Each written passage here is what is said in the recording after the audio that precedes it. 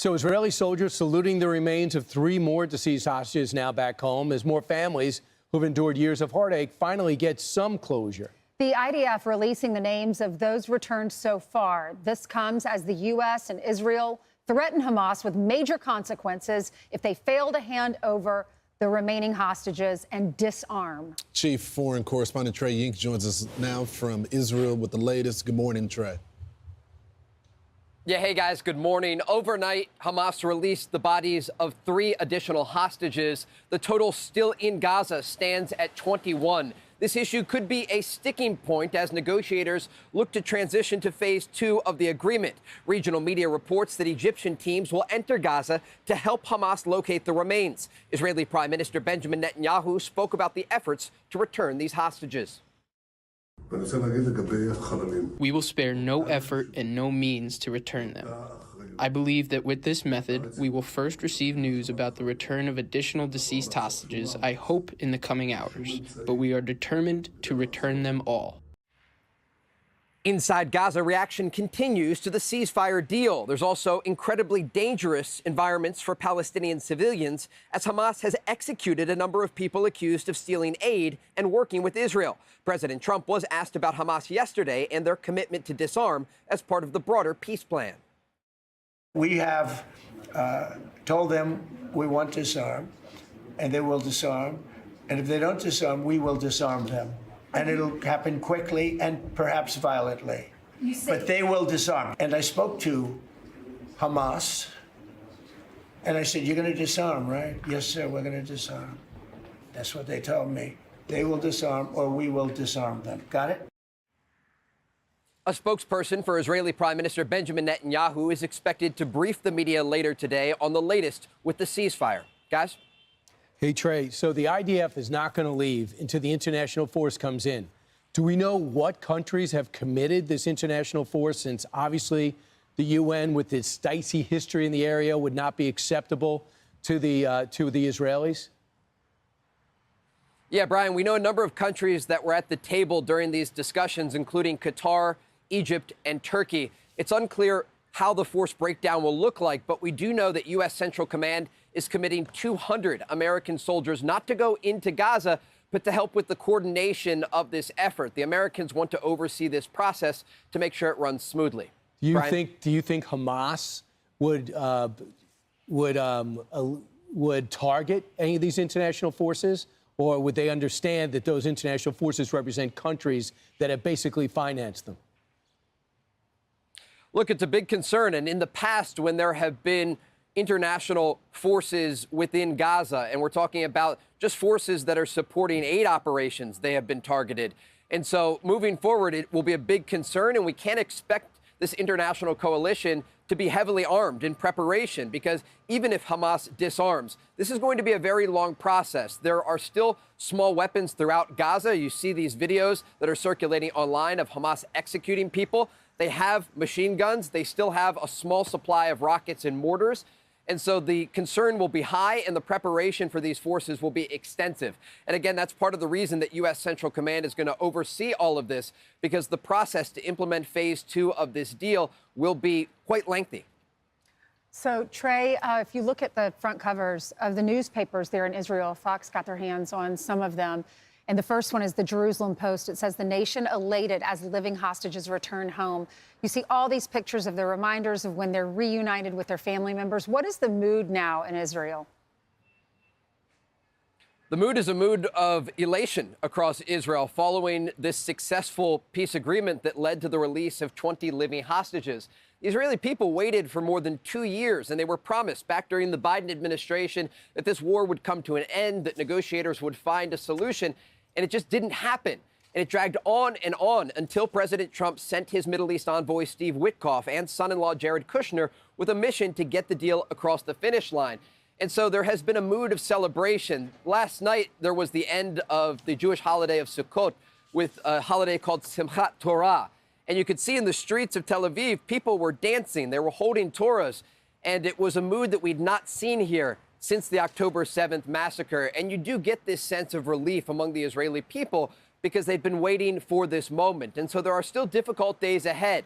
You heard reminders from the families of the hostages who came out saying, don't give up yet. There are still 21 bodies being held by Hamas. But there's an understanding that the Middle East has entered into a new chapter. And despite the challenging days ahead and the challenges that will come with trying to implement phase 2 of this broader peace plan, there is hope in the Middle East for the first time in so long. All right, great job out there, Trey. You know, And great interview with the president. exactly right there. Even the president gave him some kudos for his excellent reporting throughout this entire war. You don't want to blow up the deal that's just happened with peace. But when you have Hamas clearly violating it so soon, they haven't released all the hostages, and they're executing the bodies. And they're executing their own citizens right now. And so I don't know if it's going to be us to enforce that, but at least the Arab world has to step in and say, hey, are you going to blow up the deal this quickly? You have zero leverage. You've already released all the living hostages. This only ends one way. Well, when Benjamin Netanyahu was interviewed, he said they do have to disarm, and he said this is what it looks like. The first Hamas has to give up their arms. Second, they have to make sure there are no weapons factories in Gaza and no smuggling of weapons into Gaza. We are learning more, Brian, about some of the hostages and what they went through. Yeah, so let's go over some of them and what they've told us already about their captivity. Brutal, as you can imagine. First off, to find out that their captors are professionals, not necessarily full-time terrorists. He says he was, Aventan Or says he was isolated for 2 years, starved and lost 40% of his body weight. Matan Angris, brutally beaten and psychologically tortured with lies about his family. He says his family was dead. Thankfully, they weren't. And then Elkanah Bot, shackled in darkness, starved, lost all sense of time and space. Ram Braslovsky, shot at, beaten, kept in complete darkness without showers.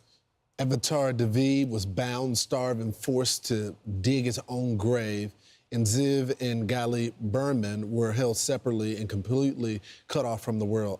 Amaran moved between 23 different places in Gaza. And to your point, Brian, that you were making about the torture they experienced, there's that report from the Washington Free Beacon. And it talks about the people that tortured them were teachers. One was a first-grade teacher, lecturers at colleges and universities. So for all of the rhetoric in the media about, innocent people that's in Gaza, people that were professionals that had graduate degrees were a part of Hamas. That shows you about the indoctrination That's at such a exactly young right. age. They all wanted to take part in it, even if they weren't a part of Hamas, or maybe they are a part of Hamas, even though they're doctors and lawyers. So here's some of comments from the hostage families. They speak out after the return of all 20. My deepest, heartfelt gratitude to President Donald Trump. Because of you, I'm alive.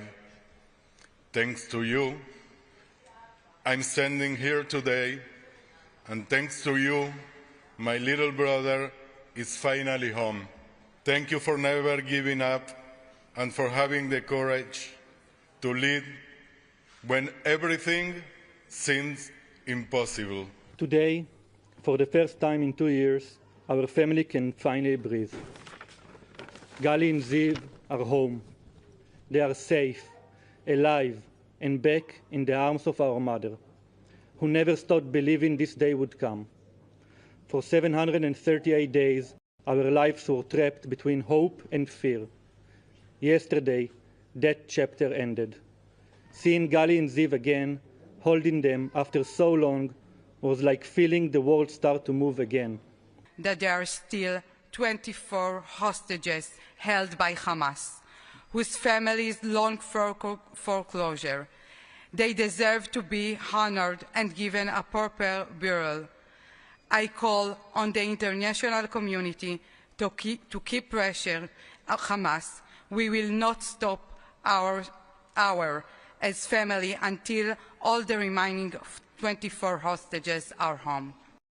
Right, and the question is, I mean, are they doing this on purpose, or they really can't find them? Or the other Which bodies. could be a real possibility. Right. But now with the Egyptians going in, and because the president has a great relationship with them, hopefully we have an honest broker that's going to be able to tell us the truth if they're actually missing or are they just holding them back. So we're going to have Eli Sharabi, who was a hostage for 491 days in Gaza, and he is going to speak with us. He's coming on our show, and he also lost his brother. His brother was a hostage, but his remains were just returned home. Want even more Fox News on YouTube? Become a Fox News Patriot today. Click join to find out how.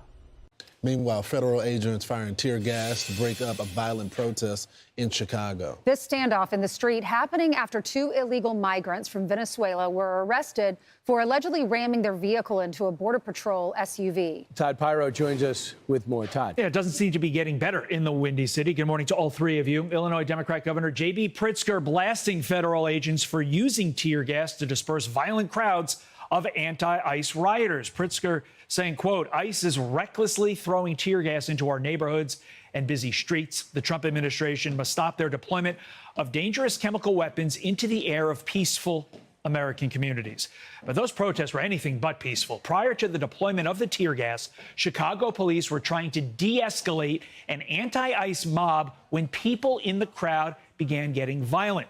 Chicago PD confirming the incident, saying, quote, individuals began throwing objects at the federal agents, at which point the federal agents deployed tear gas into the street. Now, this mob began to form after the arrest of 2 illegal migrants that DHS says rammed their vehicle into a Border Patrol SUV and then attempted to flee the scene. The driver and the passenger involved in the pursuit were Venezuelan nationals who entered the country illegally. The driver, an ICE fugitive, who was ordered to be removed in August of last year. Once the 2 were taken into custody, that crowd began to form. DHS saying, quote, the incident is not isolated and reflects a growing and dangerous trend of illegal aliens violently resisting arrest and criminals ramming cars into our law enforcement officers. Back over to you. Right. So is the governor going to say that it's okay that an illegal immigrant rammed into an ICE official? Did they make any sense? I mean, at this point, Brian, he may not be saying it's okay, but his omissions and his actions sort of against the ICE agents more or less condone it. And that's just horrific. Yep, not supporting them. Yeah. That sets the climate.